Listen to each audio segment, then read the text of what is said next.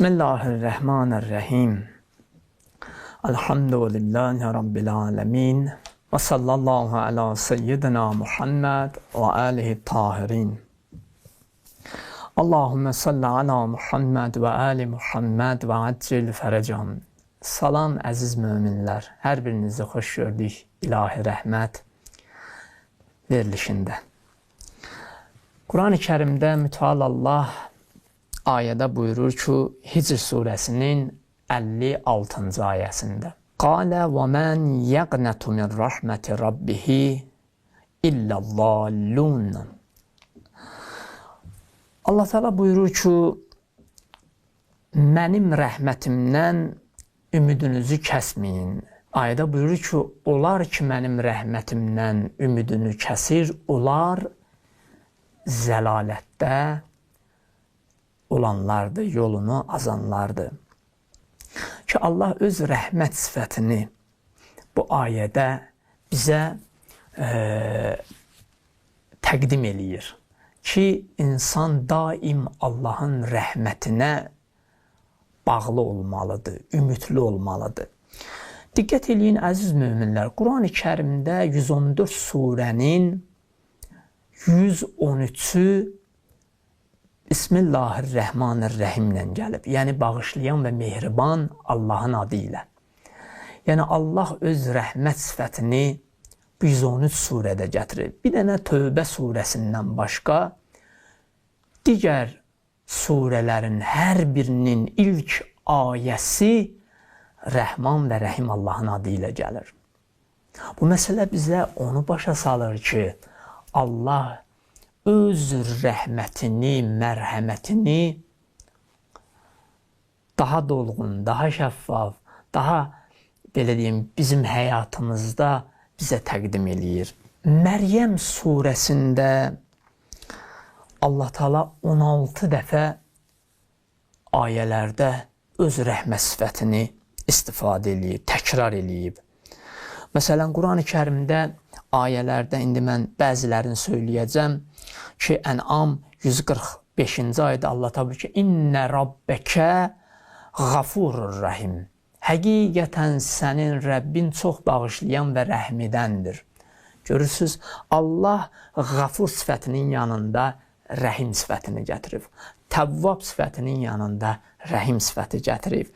Və yaxud rəuf sifətinin yanında rəhim sifəti gətirib. Əksəriyyət ayələrin sonu bu cür başlayır.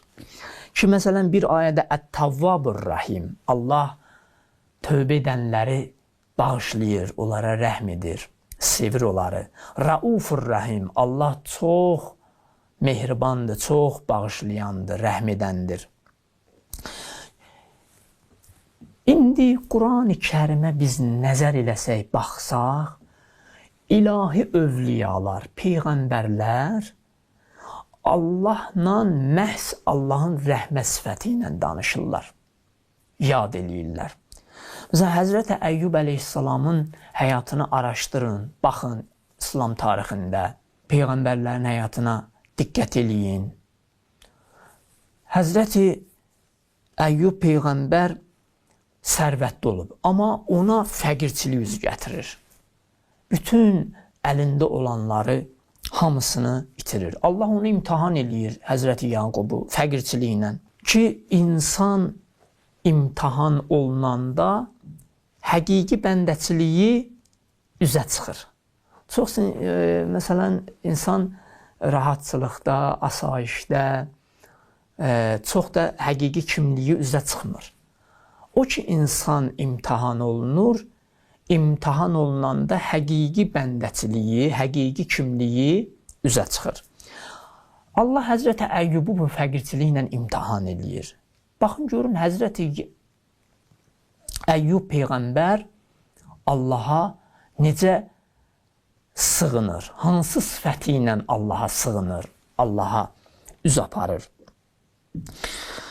Deyir, Allah ona imtihan eləyəndə Həzrəti Əyyubu ayədə buyurur ki, Ənbiya 83-cü ayədə, o belə dedi, Ənni məssəniyyəllur və əntə ərhamur rahimin. Deyir ki, o dedi ki, mənim Rəbbim, mən rəhmət sifətinə uyğun olaraq bu ayəni tilavət elədim, əhvalat danışdım. Deyir, o dedi, və əntə ərhamur rahimin. Mənim Rəbbim, sən çox bağışlayansan, çox rəhm edənsən, ərhamur rahimin. Həzrəti Əyyub Peyğəmbər bu cür Allahla danışır, Allahın rəhmət sifəti ilə. Məsələn, Həzrəti Yusuf Peyğəmbərin əhvalatı. Həzrəti Yusuf Peyğəmbərin qardaşları ki, ona əziyyət elədilər, o qardaşları ki, bildilər, artıq bu atasından sonra, Həzrəti Yaqubdan sonra Peyğəmbərliyə seçiləcək, məbus olacaq. Onların kini, küdurəti, qəzəbi səbəb oldu ki, Həzrəti Yusufun başına oyun açdılar. O qardaşları gətirdi onu, quyuya atdılar, işgəncə elədilər. Amma baxın, Həzrəti Yusuf bu imtihanların müqabilində Allahla necə danışır. Deyir o ki, dedi, Lə təsribə aleykumul yevmə yəğfirullahu ləkum və huvə ərhamur rahimin. Ki, mən oxuduğum bu surə Yusuf surəsi 92-ci ayə. Həzrəti Yusuf də eynən Həzrəti Əyyub Peyğəmbər kimi nə dedi? Və huvə ərhamur rahimin. O Allah çox bağışlayandır. Onun rəhməti sonsuzdur. Və huvə ərhamur rahimin. Ki, Allah bağışlayandır, rəhmidəndir. Baxın, o ki, Həzrəti Yusufun qardaşları öz işlərindən peşman oldular, gəldilər atalarının yanına, üzrxahlıq elədilər. Həzrəti Yaqub Peyğəmbər dedi ki, gedin, Yusuf sizin üçün dua eləsin, Allah sizi bağışlasın. Deyir, Həzrəti Yusuf əlini qoydu qardaşı Bünyaminin əlinin üstünə və belə dedi, Fallahu xayrun hafiza, Allah ən yaxşı qoruyandır, hifz edəndir. Və huvə ərhamur rahimin, və o çox bağışlayandır. O bağışlayanların ən bağışlayanıdır, rəhm edənlərin ən rəhimlisidir. Yəni bu üç misalı mən ona görə ayədən siz əzizlər üçün oxudum ki, baxın, hətta peyğəmbərlər, ilahi övliyalar bilə bütün hallarında, istər yaxşı, istər imtihan, imtihana pis demək olmaz da, hər bir hallarında Allahın rəhmət sifəti ilə ona sığınıblar, ondan kömək diləyiblər. Amma bir məsələ də budur ki, mən istəyirəm bir rəvayəti sizlə bölüşüm ki, Allahın rəhmət sifəti. Hədisdə gəlib ki, əgər bir mömin, bir bəndə səcdiyə gedə, 7 dəfə deyə, Ya ərhamər rahimin, 7 dəfə bu zikri deyə, deyir, Allah o 7-ci zikri tamam olmamış ona xitab eləyər o bəndiyə. Ənə ərhamur rahimin, mənəm bağışlayanların ən bağışlayanı. Düz tapsan, ünvan düzdür, düz gəlmisən. Nə istəyirsən? Allah deyər, nə istəyirsən? Deyir, o bəndə deyər, Allah deyər ki, qul hacətək. De, nə hacətin varsa istə. Deyir, o bəndə deyər ki, məni bağışla, məni əff elə. Deyir, Allah deyər, o 7-ci Ya ərhamər rahimin zikri tamam olmamış, səni bağışladım, əff elədim. Çünki sənin mənə olan hüsn-ü zənnin budur. Sən məni belə tanımısan. Sən mənim haqqımda yaxşı düşünürsən. Bəli, bəndə var Allah haqqında bədgümandır. Yəni Allahın rəhmətinə çox da ümidli deyil, məyusdur. Amma bəndə var yerdən göyə qədər günah eləsin, amma Allahın rəhmətindən məyus deyil. Daim Allahın rəhmətinə sığınır. Daim Allahın rəhmətindən feyz aparır. Ona görə insan Allahın rəhmətindən məyus olmamalıdır. Mən istəyərəm bir neçə ayəni Allahın rəhmətindən məyus olmamağı sizlə bölüşüm. Birinci ayə ilə əvvəldə tilavət elədim ki, qalə və mən yəqnətu min rəhməti rabbihi illəzzallun. Allahın rəhmətindən ancaq və ancaq o kəslər ümidini üzür ki, onlar zəlalətdədir, onlar uçurumdadır. Məsələn, biz Həmd surəsində nə oxuyuruq? Deyirik, vələddallin. İlahi, bizi yolunu azanlara, yolunu azmışlardan qərar vermə.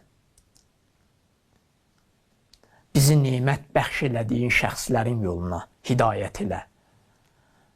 Ən'amtə aleyhim. Onlara ki, nimət vermisən. Xayril məğdubi aleyhim vələddallin. Bizi yolunu azmış, zəlalətdə olan insanların yoluna yönətmə. Yəni, kimlər ki, yolun azıb, onlar Allahın rəhmətindən məyus olan insanlardır. Allahın rəhmətindən qırılan insanlardır. Onların həyatından ilahi rəhmət anlayışı silinib, yoxdur. Digər ayədə oxumuşdum ki, Allah buyurur ki, lə təqnətu min rəhmətilləh. Allahın rəhmətindən naümid olmayın, ümidinizi kəsməyin. Və başqa bir ayədə oxuyuruq ki, buyurur Allah Teala, azabi usibu bihi mən əşaə və rəhməti vəsiət kulli şeyin. Ki, Allahın rəhməti əzabını üstəliyir. Əgər sən elə günahlar eləyərsən, elə cinayətlər eləyərsən, amma Allahın rəhmətinə sığınmağın, o rəhmətdən pay aparmağın elə bir yaxşı mənada olar ki, Allahın o rəhməti qəzəbini söndürər. Yəni, sənin o ümidin, o rəhmətə olan yanaşman Allahın sənə nazil edəcəyi bəlanı, qəzəbi uzaqlaşdırar. Amma biz necə edək Allahın rəhmətini öz üzərimizdə cəlb eləyək ki, Allahın rəhməti bizə şamil olsun? Bu barədə ayə və hədislər çoxdur. Bu barədə ayə və hədislər çoxdur. Mən istəyərəm bu mövzuya ayrıca bir vaxt ayıraq, ayrıca bir belə deyim də çəkiliş olsun ki, bu haqda ayrıca danışaq. Ki, Allahın rəhmətini insan nə etməlidir ki, o rəhmət insana şamil olsun. Allahın rəhməti insanın üzərinə yaxsın. İnsan daim o rəhmətdən, o ilahi feyizdən istifadə etmiş olsun. İnşallah bunu növbəti rəhmət, ilahi rəhmət verilişimizdə siz əzizlərlə bölüşəcəm. Bugünkü söhbətimiz, mövzumuz bu qədər. Sağ olun, Allaha əmanət olun. Gələn verilişdə görüşmək ümidi ilə.